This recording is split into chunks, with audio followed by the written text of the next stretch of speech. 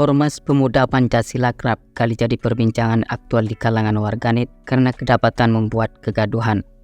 Terbaru terdapat beberapa sekelompok pria yang mengenakan seragam Pemuda Pancasila melakukan intimidasi terhadap seorang pria yang disebut-sebut melaporkan dugaan pungli pada pihak berwenang.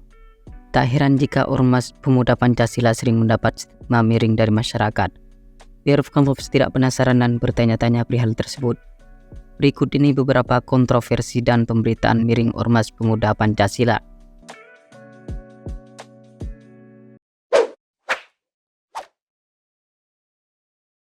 Pemuda Pancasila intimidasi pelapor dugaan pungli iuran SD negeri. Dalam sebuah video yang beredar, terlihat sekumpulan pria berseragam Pemuda Pancasila melakukan tindakan yang tak terpuji dan mengintimidasi seseorang yang melaporkan dugaan terjadinya pungli di sekolah dasar negeri di Kebumen, Jawa Tengah. Tragedi yang tidak enak dipandang mata itu menjadi viral di sosial media pada tanggal 23 Juli 2024. Lantaran banyak warganet yang merasa geram dengan oknum anggota Pemuda Pancasila tersebut yang arogan kepada seorang pria anggota lembaga swadaya masyarakat yang melaporkan dugaan pungli. Menurut berita yang beredar, jika anggota LSM itu melaporkan dugaan pungli setelah mendapat kuasa dari salah satu wali murid. Setelah ditelusuri, ternyata salah satu anggota Pemuda Pancasila yang arogan itu adalah Supono, yang tak lain adalah kepala desa Menganti. Dan yang lebih mengejutkan lagi, Supono juga mengancam wali murid tersebut agar keluar dari tempat tinggalnya di desa Menganti jika tidak menarik laporannya.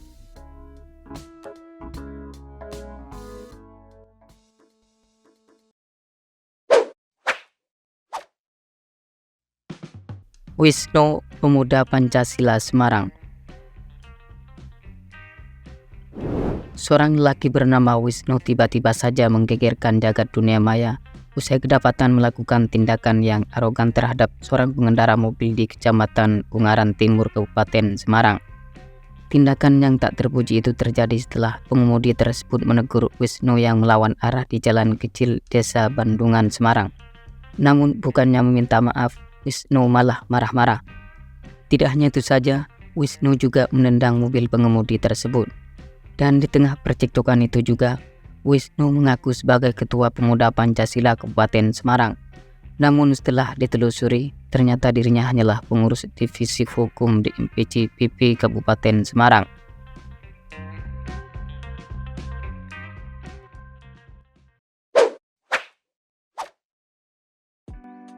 Pemuda Pancasila ancam dan larang pemilik ruko bahan bangunan berjualan.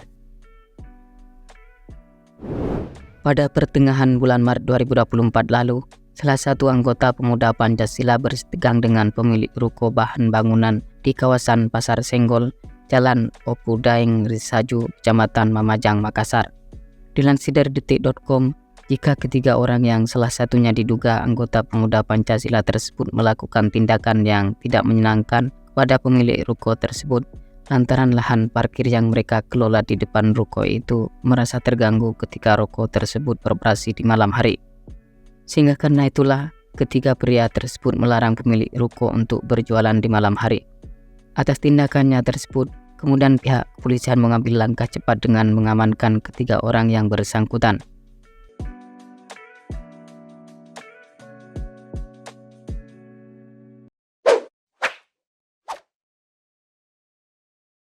Pemuda Pancasila palak supir truk di Ranca Bungur. Tindakan yang tak senonoh kembali dipertontonkan oleh seorang pria berseragam Ormas Pemuda Pancasila. Pria yang mengenakan baju oranye tersebut memalak supir truk di kawasan Atang Sanjaya, Ranca Bungur, Bogor. Ia memaksa supir itu untuk memberikan uang sebesar 10.000.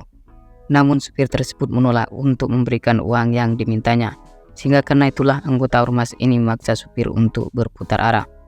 Kini pria tersebut telah ditangkap polisi dan ditetapkan sebagai tersangka setelah sempat kabur ke Garut, Jawa Barat.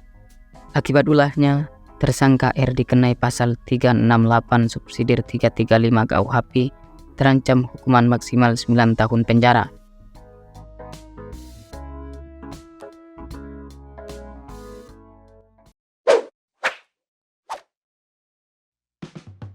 Pemuda Pancasila aniaya polisi.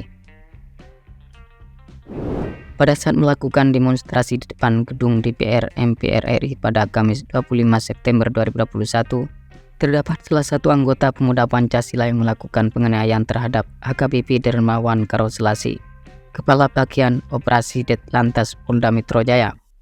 Kabid Humas Polda Metro Jaya, Kombes Indra Zulfan menjelaskan, pengeroyokan terhadap Karosselasi terjadi ketika massa mencoba merangsek masuk ke kompleks parlemen. Karosselasi dan polisi lainnya berusaha menahan massa di depan gerbang agar tidak terjadi suatu hal yang tak diinginkan. Atas tindakannya tersebut, pelaku ditetapkan sebagai tersangka setelah sebelumnya dilakukan pemeriksaan.